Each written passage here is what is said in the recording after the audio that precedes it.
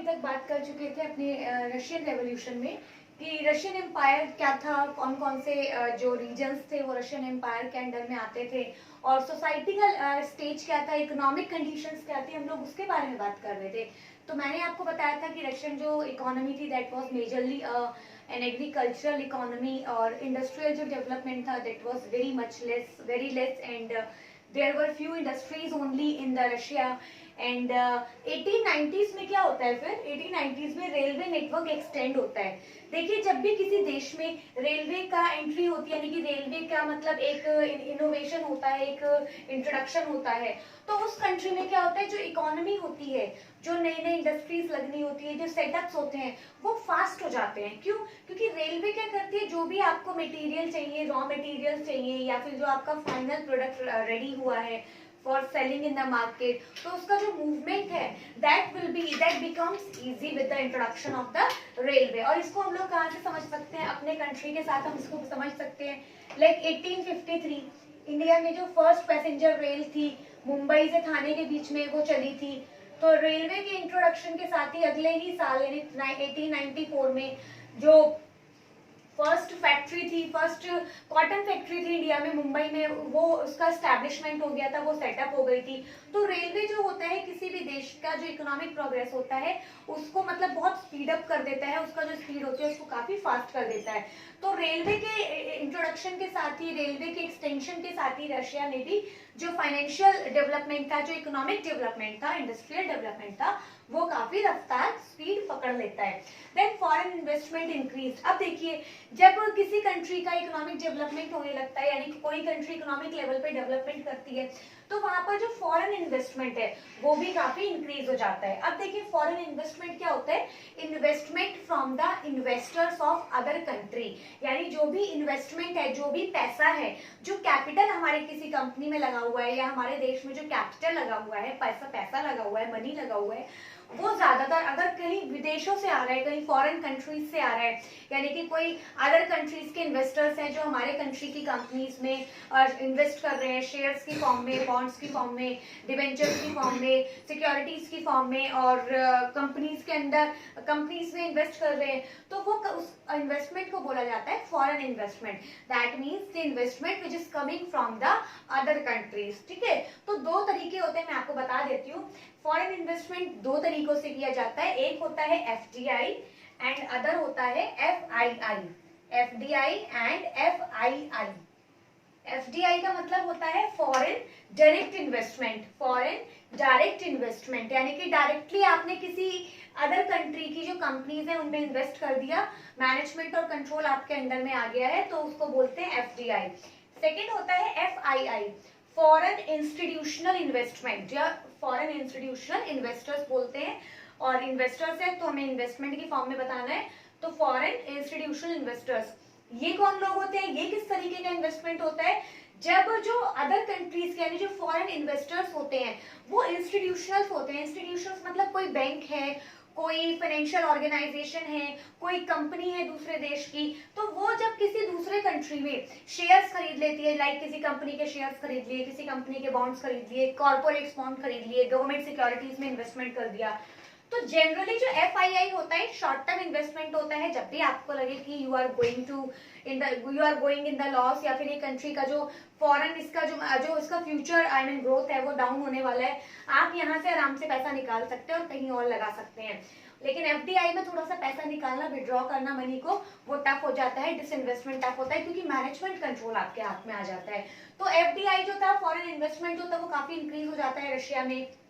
Then coal production double. अब देखिए, कोल का जो प्रोडक्शन था वो वहां पर बहुत ज्यादा हो जाता है। क्यों? क्योंकि अब आपके यहाँ पर इंडस्ट्रीज काम कर रही हैं, इंडस्ट्रीज काम कर रही है, तो ऑब्वियसली आप लोगों को इंडस्ट्रीज का बैकबोन होता है एक, जिनको बोलना कि फुल्ली डिपेंडेंट होती है, वो कोल इंडस्ट्री ही होती है।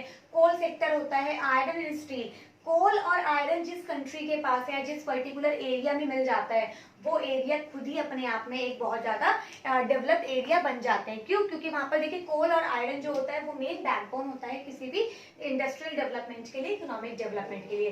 तो कोल का प्रोडक्शन वहां डबल हो जाता है, आयरन और स्टील का प्रोडक्शन भी क्वाड्रपल हो जाता है। क्वाड्रपल का मतलब क्या होता है? 4 टाइम्स, 4 गुना, ठीक है। तो आयरन स्टील का प्रोडक्शन भी वहां पर 4 टाइम्स इंक्रीज हो जाता है। फिर गवर्नमेंट ने सुपरवाइज किया, यानी गवर्नमेंट भी अब पिक्चर में आ गई, पावर में आ जाती है। किस तरीके से? जो लॉन्ग वर्किंग आवर्स है उन्होंने उनको चेक किया, उनको सुपरवाइज किया कि जो लंबे वर्किंग आवर्स है, 15 आवर्स है, 16 आवर्स है, 18 आवर्स है, उनको आप रिड्यूस करिए, उनको मिनिमाइज करिए, यानी जो जेन्युइन आवर्स है, जो जेन्युइन वर्किंग ड्यूरेशन है, उसको आप अप्लाई करिए। फिर मिनिमम वेजेस को इंश्योर किया। मिनिमम वेजेस का मतलब क्या होता है कि एटलीस्ट आपकी जो बेसिक नेसेसिटीज है, जो बेसिक नीड्स है, दैट शुड बी फुलफिल्ड, यानी आपको जो फूड चाहिए, जो क्लोथिंग चाहिए, जो शेल्टर आपकी नीड है, तो ये होता है रोटी कपड़ा मकान हम लोग अक्सर पढ़ते हैं, तो वही है फूड शेल्टर एंड क्लोथिंग। ये मिनिमम वेजेस तो आपको मिलना चाहिए so that the person can fulfil his और her basic needs of the life, ठीक है। तो फिर जो 15 आवर्स थे फॉर स्मॉल वर्कशॉप्स के, इनको सेटअप किया गया। इनको मतलब ये जो मतलब उस टाइम प्रिविलेज थे, इनको भी सुपरवाइज किया गया। ये देखिए 15 घंटे वहां पर काम होता था। जो स्मॉल वर्कशॉप्स थी, जो क्राफ्ट यूनियंस थी, मतलब जो हैंडमेड सामान बनाते थे, तो वहां पर 15 आवर्स का टाइम था। करीब 10 से 12 आवर्स जो थे वो फैक्ट्रीज में जो वर्कर्स काम करते थे, उनका ड्यूरेशन ये था।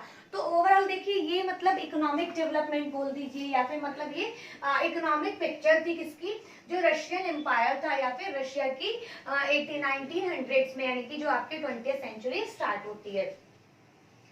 फिर हम लोग इसमें भी आगे बात करते हैं। अब देखिए जो वर्कफोर्स थी, यानी जो वर्कर्स की जो काउंसिल थी या ऑर्गेनाइजेशंस थी, उसमें विमेन का भी क्या कोई मतलब रोल था, यानी कि विमेन भी क्या वर्किंग में थी, वर्क करती थी, कुछ जो मतलब पार्टिसिपेट करती थी। तो यस, जो विमेन थी करीब 31% जो लेबर फोर्स थी, 31% जो लेबर फोर्स थी वो विमेन थी, यानी विमेन 31% जो थी वो विमेन काम कर रही थी। कहाँ पर? फैक्ट्रीज में काम करती थी, ठीक है।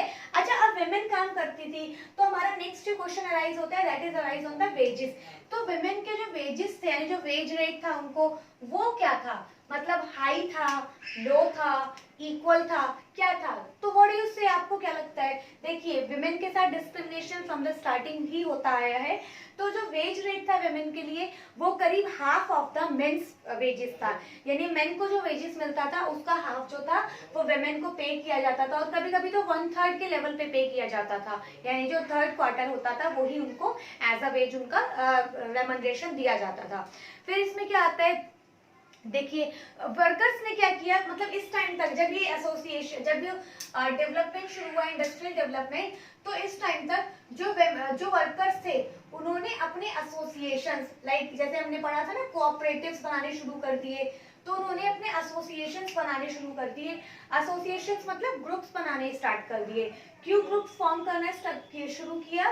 क्योंकि देखिए in the time of any necessity, in the time of any disaster, अगर कोई भी कल को कोई अर्जेंसी आ जाती है, कोई अनसर्टेन सिचुएशन आ जाती है, कोई अनएम्प्लॉयमेंट बहुत ज्यादा इंक्रीज हो जाता है, तो उस कंडीशन में जो एसोसिएशंस हैं, like in the form of trade unions या कोई भी कोऑपरेटिव्स हो, तो ये क्या करती थी? अपना फंड कलेक्ट करती थी, और उस फंड को जिसको भी ज्यादा जरूरत होती थी in the time of need, उसको वहां पर डिस्ट्रीब्यूट, मतलब उसको वहां पर दे दिया जाता था। तो इन्होंने अपनी एसोसिएशंस बनानी स्टार्ट की।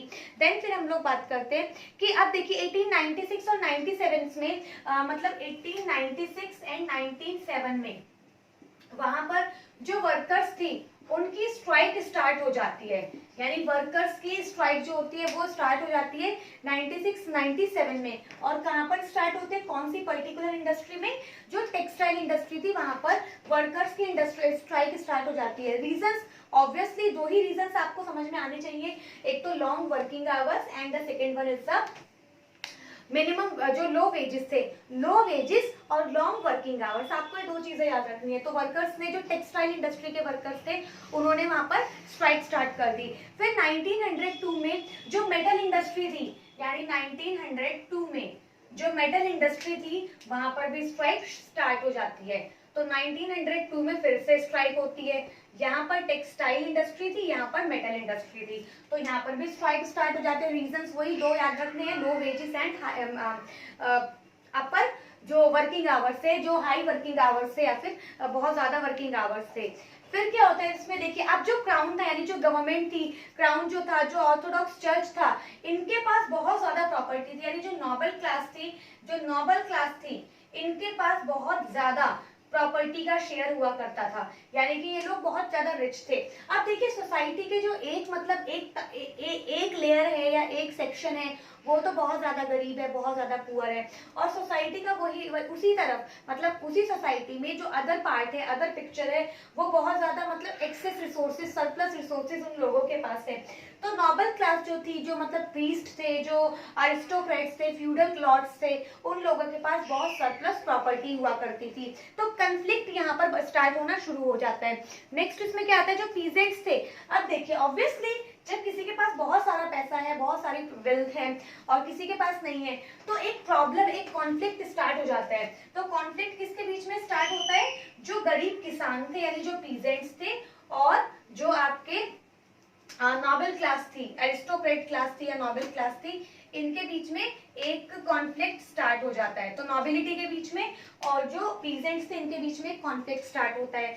देन फिर क्या होता है, अब जो नॉबल्स थे, देखिए नॉबल्स को ये सब चीजें क्यों मिली थी, इतना मतलब उनको इतने प्रिविलेजेस क्यों दिए जा रहे थे, नॉबल्स को इतने प्रिविलेजेस इसलिए दिए जा रहे थे क्योंकि नॉबल्स जो थे ये अपनी सर्विसेज जो थे, मतलब अपनी जो सर्विसेज होती थी, लाइक मतलब एक एडवाइस देना, या फिर मतलब टाइम टू टाइम जो किंग को इनकी जरूरत पड़ती थी, तो ये हमेशा अवेलेबल रहते थे।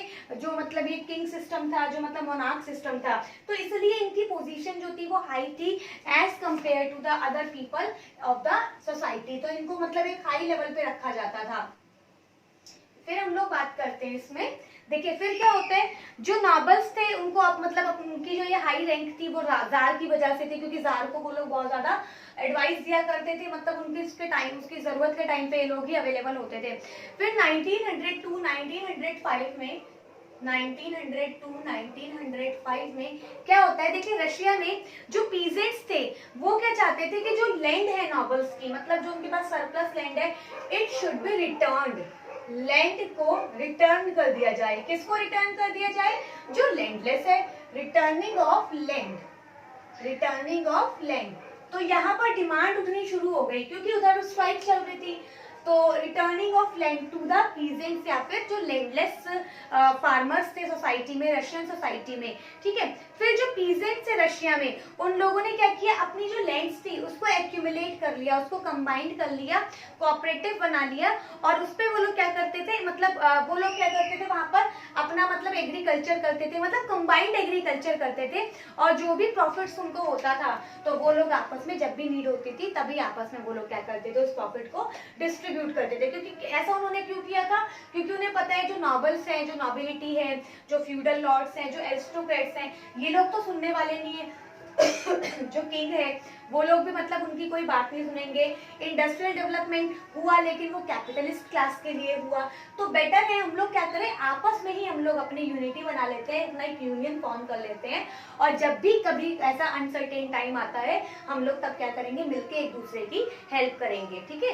तो ये ओवरऑल आपका उस टाइम का जो रशिया का पिक्चर था, मैंने आपके साथ वो पूरा डिटेल में डिस्कस कर दिया। देखिए अब ये पिक्चर, अब आप कहेंगे कि मैम ये इतना डिटेल में क्यों पढ़ा रही है, मैं आपको पूरा बैकग्राउंड दे रही हूँ, क्योंकि यहाँ पर कोई एक पर्टिकुलर रीजन नहीं है रशियन रेवोल्यूशन के लिए। There were so many minor events, बहुत सारे छोटे छोटे इवेंट्स थे that led the Russia towards the revolution। तो ये सारे इवेंट्स, ये मतलब जो चेन ऑफ इवेंट्स है वो यहाँ से बननी स्टार्ट हो गई, स्ट्राइक हुई, फिर लोगों ने अपना एसोसिएशन बनाया, फिर डिमांड उठी कि जो नॉबल्स है उनकी लैंड वापस ले ली जाती है, और अभी आगे फर्दर इवेंट्स आएंगे। ब्लडी संडे इवेंट हुआ था, फिर रशिया ने कैसे फर्स्ट वर्ल्ड वॉर में पार्टिसिपेट किया, वहां पर गवर्नमेंट बनती है, उसके जो प्राइम मिनिस्टर बने थे उनकी कैसे असासिनेशन किया जाता है, उनकी हत्या करवाई जाती है। तो ये सब फैक्टर्स थे, मतलब छोटे छोटे, ये बोल सकते हैं कि मतलब डिफरेंट टाइम के फैक्टर्स थे जो रशिया को रेवोल्यूशन की तरफ लेके चले जाते हैं और फाइनली जार को जो अपना सिंहासन था, जो गद्दी थी, जो थ्रोन था, उसको डिथ्रोन करना पड़ता है। तो इसलिए आपको ये सारी चीजें बैकग्राउंड में क्लियर होनी चाहिए क्योंकि क्वेश्चंस आपके यहीं से अराइज होने वाले हैं। बस लैंग्वेज चेंज होगी but the text would be same. So I hope आपको समझ में आया होगा। जो भी आप लोगों के डाउट्स रहते हैं you can better ask me in the comment section. So see you in the next lecture. Till then thank you.